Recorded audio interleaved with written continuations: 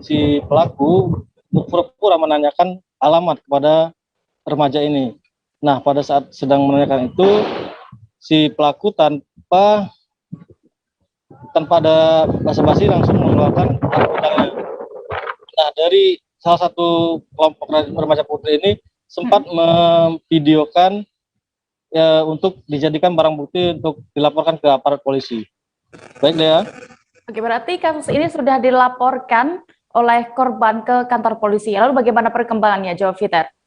Ya, sudah dikonfirmasi ke pihak Polsek Tanjung Karang Barat bahwa memang korban belum membuat laporan secara resmi. Namun pihak Polsek Tanjung Karang Barat tengah melakukan penyelidikan berdasarkan dari video yang viral di sejumlah media sosial.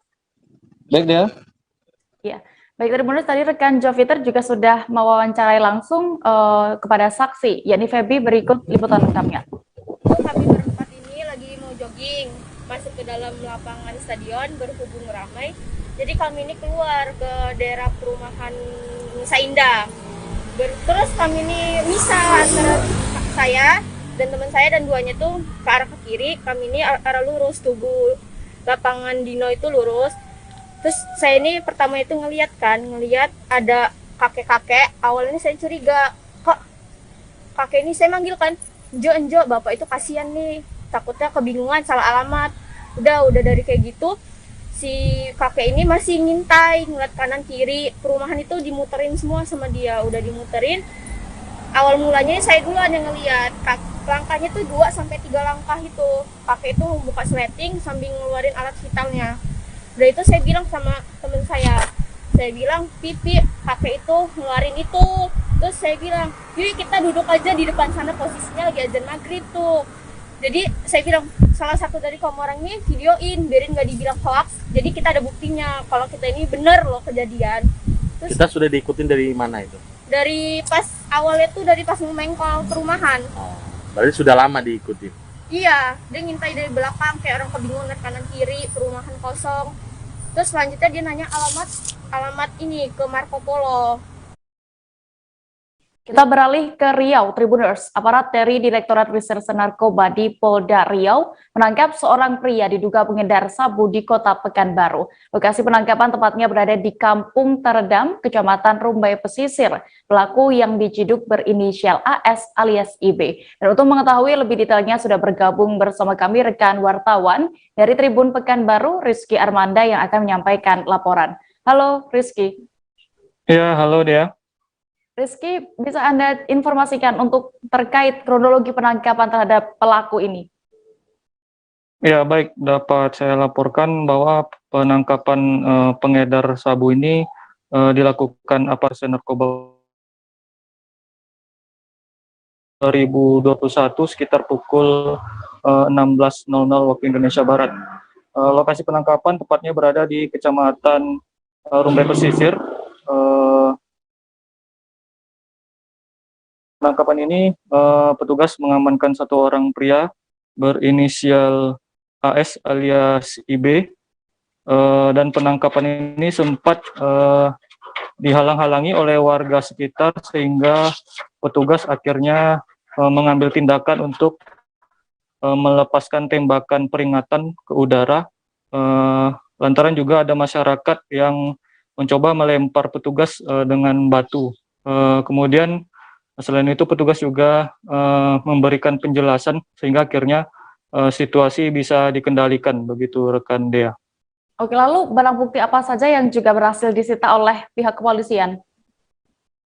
Ya, dalam penangkapan ini selain pelaku, polisi juga menyita sejumlah barang bukti, diantaranya ada 3 paket sabu, lalu juga 1 unit senjata api rakitan, dan saat ini polisi masih menelusuri siapa pemilik dari senjata api tersebut, begitu. Lalu sudah berapa lama tersangka ini menjalankan bisnis haram ini sebenarnya? Dan dari mana senpi rakitan itu didapatkan oleh pelaku? Ya, berdasarkan pengakuan dari tersangka AS alias IB ini, dia sudah menjalankan bisnis narkoba selama 5 bulan. Untuk paket ada 3 paket itu dijual oleh tersangka, satu paketnya seharga 1,2 juta rupiah dan diedarkan di Kota Pekanbaru. Sementara untuk senjata api rakitan berdasarkan pengakuan tersangka itu dipinjam dari seseorang temannya berinisial M yang saat ini keberadaan M sendiri masih dalam proses pencarian oleh petugas. Gitu. Baik, Tribuners, dan tadi juga rekan Rizky sudah berhasil mendapatkan keterangan dari Wadires Narkoba Polda Riau, AKBP Nandang. Berikut liputan lengkapnya untuk Anda. Kami jelaskan bahwa kami melakukan penangkapan terhadap pengedar narkoba di Kampung Terendam, Pekanbaru. Nah, adapun tersangka yang kita tangkap yaitu inisial AS alias IB. Nah, pada saat dilakukan penangkapan kita mendapat kendala memang dari masyarakat di sekitar TKP yaitu di Kampung Terendam tersebut di wilayah Rumbai Pesisir. Nah, pada saat kita melakukan penangkapan, para masyarakat di sekitar situ dan keluarga ada menghalang-halangi penangkapan kita. Nah, dari TKP kita amankan ada barang bukti ya, berupa sabu sebanyak 3 paket dan di TKP juga ditemukan ada senti rakitan yang berhasil kita amankan. Nah, selanjutnya anggota kami di TKP memberikan penjelasan kepada masyarakat dan masyarakat bisa memahami apa yang kita lakukan di TKP. Kemudian tersangka bisa kita bawa ke Polda. Dan ini rencananya sabu tersebut mau dijual kemana dan harganya berapa per paket? Jadi hasil dari pemeriksaan kepada tersangka bahwa pelaku mengedarkan narkoba jenis sabu ini, satu paketnya ini seharga 1.200.000 ya. Dan sabu ini diedarkan di sekitar Pekanbaru ini. Kita beralih ke Aceh, Tribuners. Belasan sumur minyak yang dikelola secara ilegal oleh masyarakat telah ditutup oleh Pertamina EP Rantau Field dalam kurun waktu sebulan terakhir. Lokasi penutupan ini tersebar di beberapa titik kawasan hulu Aceh Tamiang. Proses penutupan dilakukan dengan cara penyemenan permanen agar tidak dapat dibuka kembali oleh yang akan disampaikan rekan wartawan dari Serambi News. Hubung bersama kami. Halo rekan Rahmat.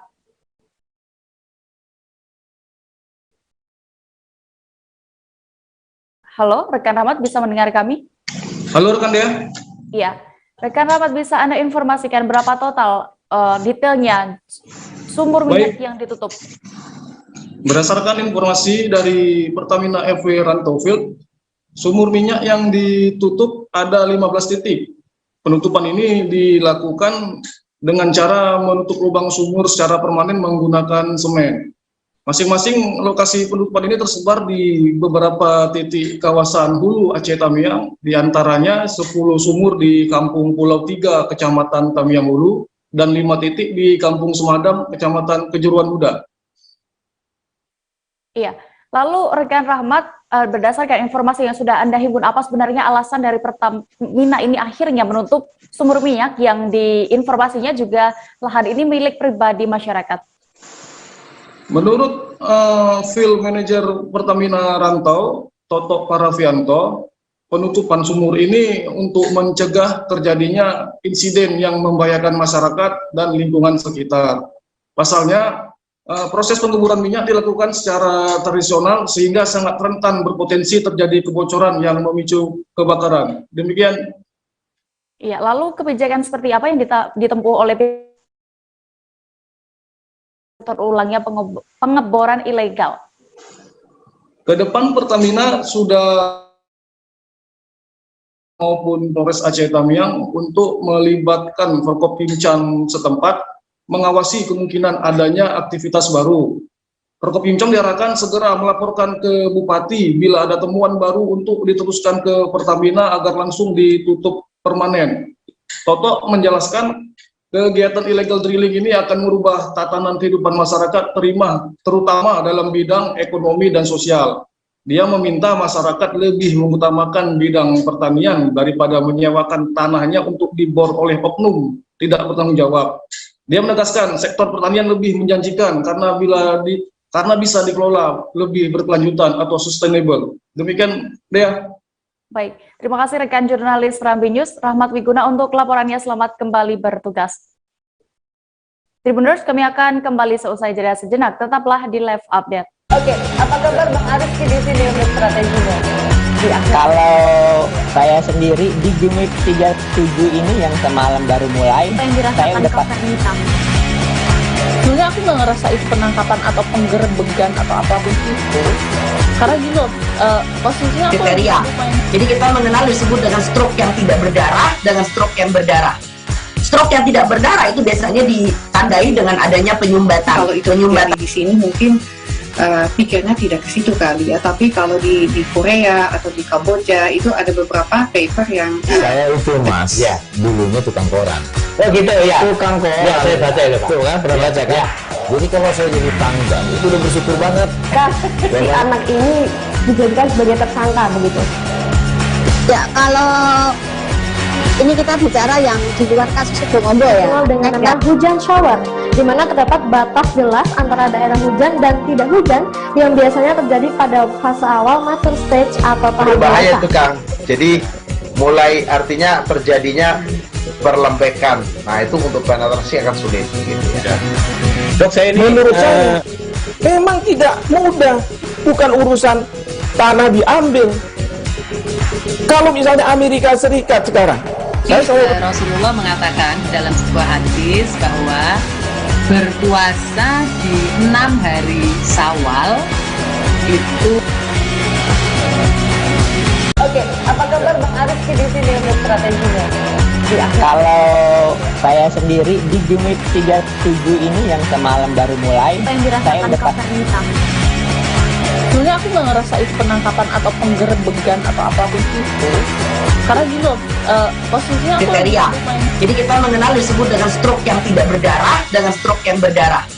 Stroke yang tidak berdarah itu biasanya ditandai dengan adanya penyumbatan. Kalau itu penyumbatan di sini mungkin pikirnya tidak ke situ kali ya, tapi kalau di Terima kasih Anda masih menyaksikan Live Update Tribuners. Kita menuju ke kabar berikutnya.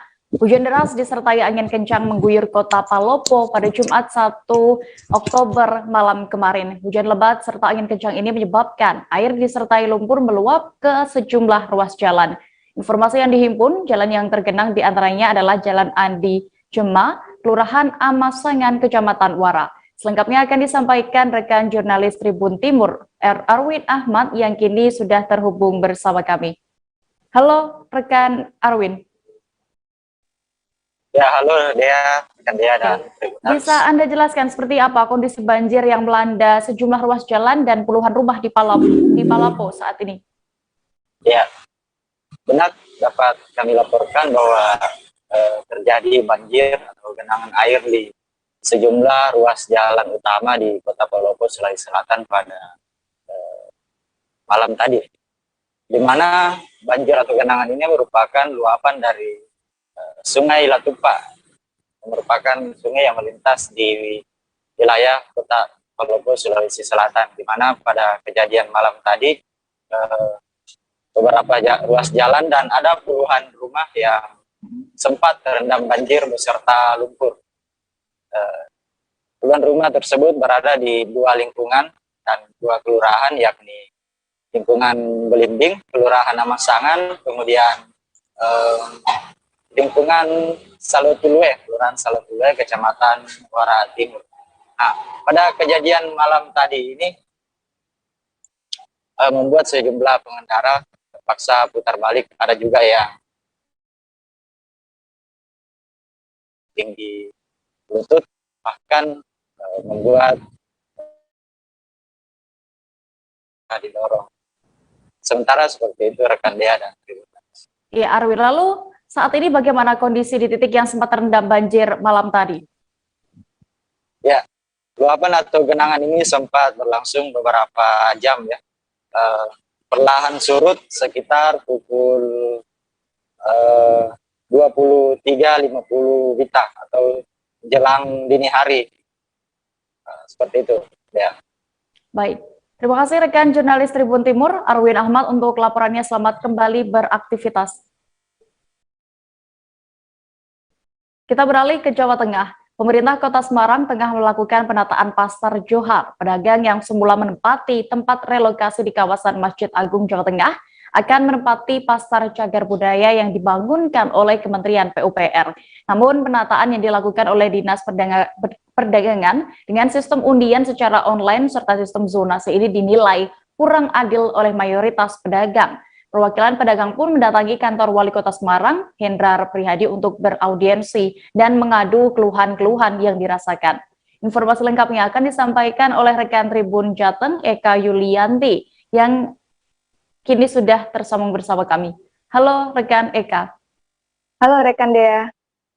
Eka, apa saja yang disampaikan pedagang kepada Wakil Wali Kota, maksud kami, saat beraudiensi mendatangi kantor Wali Kota? Ya Dea. Sebelumnya pedagang memang ingin melakukan demo untuk mengadu tentang penataan Pasar Johar. Namun karena kondisi PPKM ini, akhirnya pedagang memutuskan untuk hanya melakukan audiensi saja, dan audiensi pun diterima oleh Wali Kota Semarang Hendrar Prihadi pada Kamis lalu. Dan dalam audiensi, perwakilan pedagang menyampaikan aspirasinya, unek-uneknya ataupun keluhannya kepada Wali Kota Semarang, dan mereka menyampaikan bahwa banyak persoalan-persoalan mengenai lapak yang tidak cocok, semisal ada pedagang yang seharusnya mendapatkan kios tapi dalam undian mendapatkan los ataupun sebaliknya. Kemudian juga penataan yang dilakukan pemerintah atau dalam hal ini Dinas Perdagangan ini dinilai tidak akomodatif, karena sebelumnya memang Dinas Pedagang meminta untuk melakukan audiensi terlebih dahulu sebelum diundi, namun Dinas Perdagangan langsung melakukan undian secara online, dan tidak seluruh pedagang ini memahami dan mengerti tentang IT, sehingga banyak sekali pedagang yang tidak memahami tentang undian online ini. Kemudian pedagang juga meminta untuk bertahan di tempat relokasi, yakni di kawasan MAJT bagi pedagang-pedagang besar yang pedagang grosir, karena di Johar sendiri ini penataannya sekarang untuk pedagang ecer. Jadi padahal sebelumnya mayoritas pedagang Johar ini adalah pedagang grosir, sehingga pedagang meminta pemerintah untuk tetap menyewakan lahan di tempat relokasi. Demikian rekan Dea. Oke Eka, lalu informasinya juga jumlah lapak yang tersedia ini tidak sebanding dengan jumlah pedagang, dan bagaimana setelah dilakukan audiensi ini tindak lanjutnya? Iya, sebenarnya jumlah lapak yang disediakan pemerintah Kota Semarang ini lebih dari jumlah pedagang. Nah, pemerintah Kota Semarang menyediakan 6 blok, yakni di Johar Utara, Johar Tengah, Johar Selatan, kemudian di Alun-Alun, Kanjengan, dan Shopping Center Johar. Dan jumlah pedagang sendiri yang terdaftar hingga saat ini ada 3.802 pedagang. Sedangkan lapaknya yang tersedia ada 5.000. Namun karena saat ini belum seluruhnya blok tersebut itu siap, jadi maksud saya satu pedagang ini masih kurang gitu, belum seluruhnya mendapatkan undian. Makanya ini menjadi keluhan pedagang karena belum seluruhnya mendapatkan lapak, begitu deh ya. Namun pemerintah Kota Semarang rencananya tetap akan menyediakan lapak tersebut, karena saat ini Johar Selatan dan juga alun-alun atau yang dulunya Pasar Yai kemudian dibangun alun-alun, basementnya ini sedang dipersiapkan untuk lapak. Demikian dia. Oke, lalu pada akhirnya kapan para pedagang ini bisa pindah, dan penyelesaian bagi pedagang yang masih ada persoalan nantinya bagaimana? Iya, pedagang setelah audiensi, pedagang belum dapat memastikan kapan akan melakukan pindah karena mereka mengaku ingin PPJP sendiri mengaku ingin menyosialisasikan terlebih dahulu kepada seluruh pedagang dan ingin menyelesaikan persoalan-persoalan seperti yang tadi saya sebutkan tadi. Ada pedagang yang harusnya mendapatkan kios tapi hanya mendapatkan lapak atau mendapatkan los. Begitu juga yang seharusnya mendapatkan los justru mendapatkan kios. Ini kan perlu diselesaikan terlebih dahulu, Kak. Maka pedagang menunggu penyelesaian ini kemudian baru akan melakukan pindah. Dan PPJP bersama dengan Dinas Perdagangan sepakat untuk membuka posko untuk penyelesaian terkait hasil undian. Jadi bagi pedagang yang belum puas terhadap hasil undian ini nanti bisa mengadu ke posko dan diselesaikan di posko tersebut. Demikian dia. Baik, Tribuners, tadi rekan Eka juga sudah melakukan wawancara bersama Wali Kota Semarang, Hendrar Prihadi. Berikut keterangan lengkapnya. Hasil audiensi ini gimana, Pak? Hasil audiensinya, para pedagang yang tergabung dalam PPJP ini menyampaikan berbagai keluhan. Satu, konon katanya klasternya nggak cocok. Dua, konon katanya dinas kami tidak akomodatif. Yang ketiga, mereka lapaknya gede, dapatnya kecil dan seterusnya. Maka kunci daripada ini semuanya adalah komunikasi, perbaikan. Kami kemudian menyampaikan pertama bahwa situasinya memang berbeda.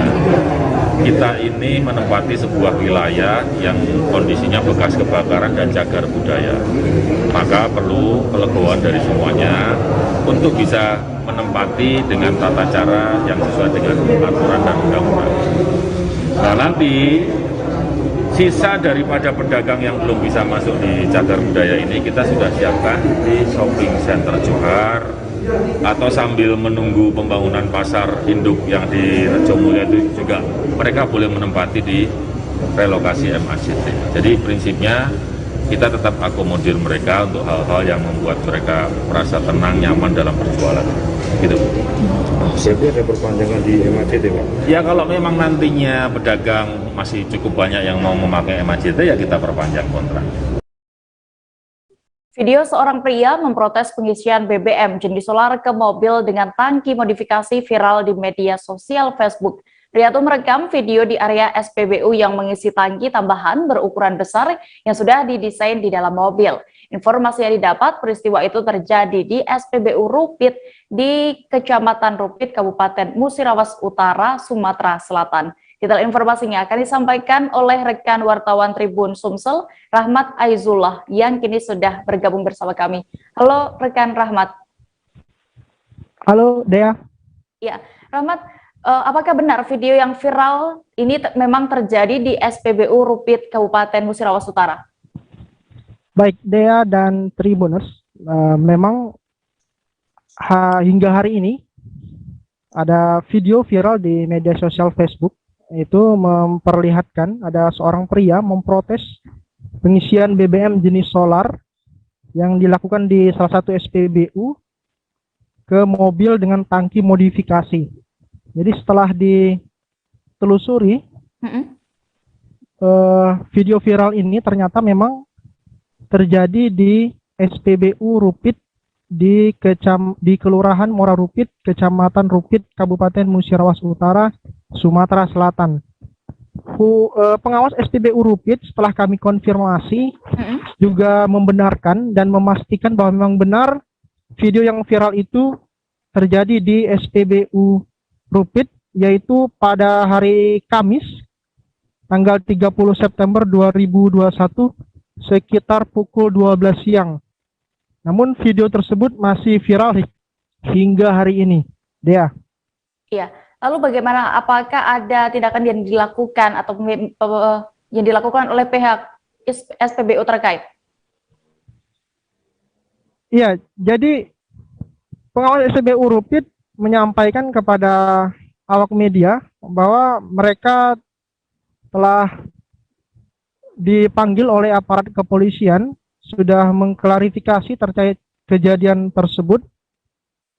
Kepada awak media, pihak SPBU menanggapi bahwa yang viral di media sosial tersebut tidak begitu persis kejadiannya karena menurut pihak SPBU si sopir truk ini tidak mengetahui kejadian sebenarnya, jadi langsung divideokan dan diviralkan di media sosial.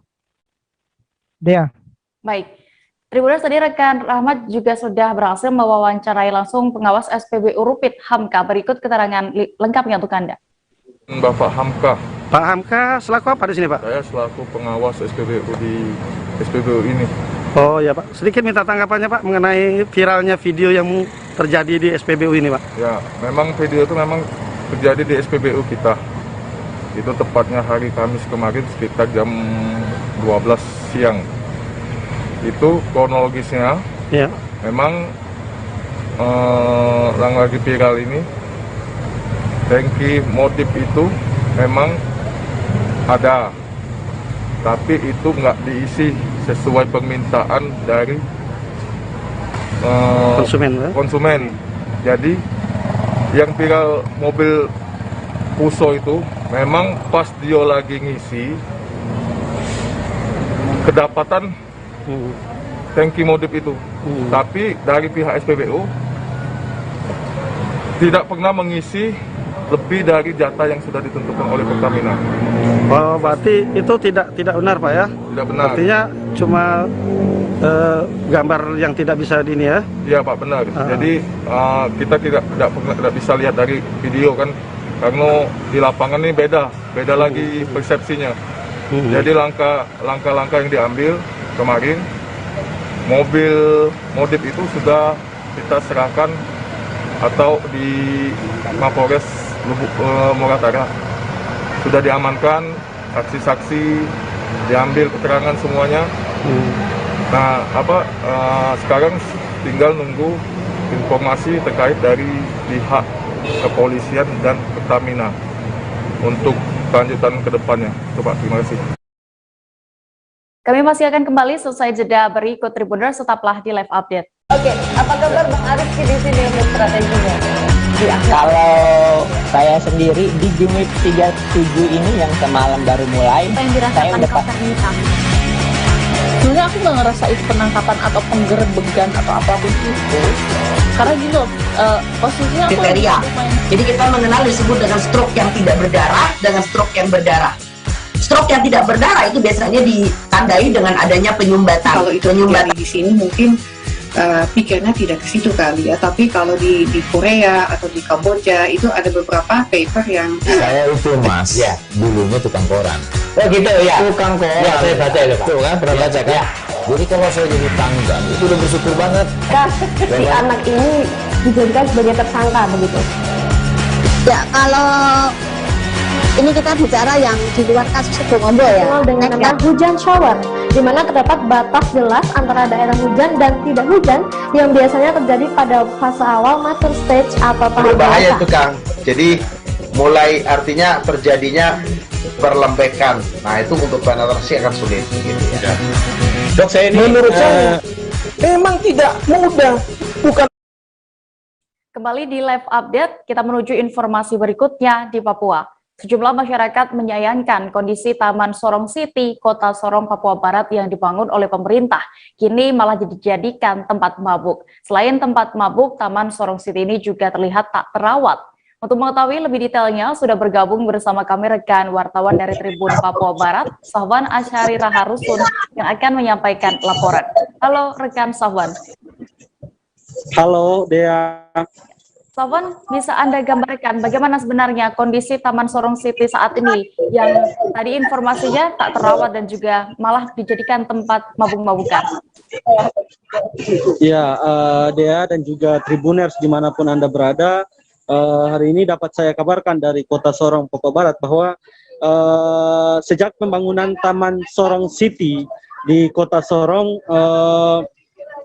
taman tersebut tampak tidak dimanfaatkan sebaik-baiknya. ada terdapat segerombolan sampah dan juga bahkan taman tersebut dijadikan sebagai tempat untuk menikmati minuman keras atau mabuk-mabukan di taman tersebut. Iya, lalu bagaimana tanggapan masyarakat sekitar terkait kondisi dari Taman Sorong City saat ini? Dan juga apakah sudah menjadi perhatian dari pemerintah untuk membenahi kondisi taman tersebut? Sowan. Ya, tentu taman tersebut dengan beralih fungsi menjadi tempat macam dijadikan sebagai tempat mabuk dan juga tempat sampah yang tidak diurus, tentu mendapat perhatian yang sangat miris disayangkan oleh sejumlah masyarakat di Kota Sorong, sebab taman yang semula direncanakan untuk dibangun menjadi tempat santai dan juga tempat belajar bagi anak-anak muda di Kota Sorong malah dijadikan sebagai tempat mabuk dan juga lain sebagainya. Ya. Untuk perhatian pemerintah sendiri, sejauh ini masyarakat yang sering berkunjung ke taman tersebut menilai bahwa belum ada tanggapan atau perhatian dari pemerintah, sebab kondisi taman tersebut semacam tidak diperhatikan begitu, Dea. Ya, Sawan. Lalu bagaimana harapan masyarakat ke depannya terkait kehadiran Taman Sorong City ini? Iya, terkait kondisi Taman Sorong City sendiri, harapan dari masyarakat, mereka menginginkan agar pemerintah bisa lebih intens lagi melakukan sosialisasi dan juga menempatkan sejumlah personil untuk menjaga taman tersebut, sebab taman yang dibangun dengan anggaran yang cukup besar justru dijadikan sebagai tempat mabuk dan juga tempat buangan sampah secara sembarangan di pusat kota sendiri. Ya. Baik, terima kasih rekan jurnalis Tribun Papua Barat, Sawan Azarira Rusun untuk informasinya. Selamat kembali bertugas. Kita beralih ke informasi berikutnya, Tribuners. Sebuah video viral di media sosial menunjukkan sepasang pengantin menaiki alat berat loader di Kabupaten Bojonegoro. Sontak aksi itu menjadi tontonan warga di kawasan kota. Terungkap sosok pengantin yang viral dan memiliki alat berat loader di Kabupaten Bojonegoro ini ternyata bukanlah orang sembarangan. Selengkapnya akan disampaikan rekan jurnalis Surya M. Sudarsono yang kini sudah terhubung bersama kami. Halo, rekan Nono. Halo, selamat siang. Iya, bisa Anda ceritakan bagaimana detail mengenai video viral pengantin yang menaiki alat berat loader ini? Berkeliling atau bagaimana mereka saat itu? Iya, betul. Jadi terkait video viral itu adalah sepasang pengantin yang naik kendaraan alat berat jenis loader. Pasangan pengantin itu sebelum menaiki alat berat tersebut melangsungkan akad nikah di Masjid Agung Darussalam Bojonegoro, ya, di Masjid Agung. Setelah akad, lalu keduanya sudah disambut oleh kendaraan loader, kendaraan alat berat tersebut untuk mengelilingi alun-alun kota.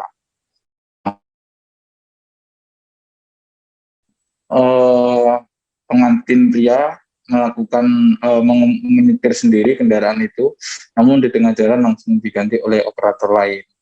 Ternyata adalah Kepala Dinas PU Sumber Daya Dinas PU SDA Kabupaten Bojonegoro yang memasuki masa pensiun pada hari itu atau purna tugas. Namanya Tejo Sukmono. Dan istrinya adalah Sriwati, begitu. Jadi seolah-olah itu adalah kenang-kenangan dari para pegawai, karena dari informasi kepala dinas tersebut minta kenang-kenangan saat melangsungkan pernikahan dengan perempuan pujaannya, sehingga para pegawai berinisiatif memberikan hal yang tak biasa. Jika biasanya pengantin cukup diarak atau dinaikkan mobil, namun ini menggunakan alat berat jenis loader. Begitu. Ya, baik, terima kasih rekan jurnalis Surya M. Sudarsono untuk laporannya. Selamat kembali bertugas. Tribuners, informasi tadi sekaligus menutup perjumpaan kita dalam live update hari ini. Jangan lupa untuk terus memperbaharui kabar terupdate lainnya hanya di kanal YouTube, seluruh kanal YouTube Tribun Network. Dan lantaran masih di tengah pandemi, Tribuners, kami kembali mengingatkan untuk Anda selalu menerapkan protokol kesehatan dimanapun berada. Dan saya Diamita mewakili kru yang bertugas pamit. Terima kasih, sampai jumpa. Jangan lupa like, subscribe, dan share ya!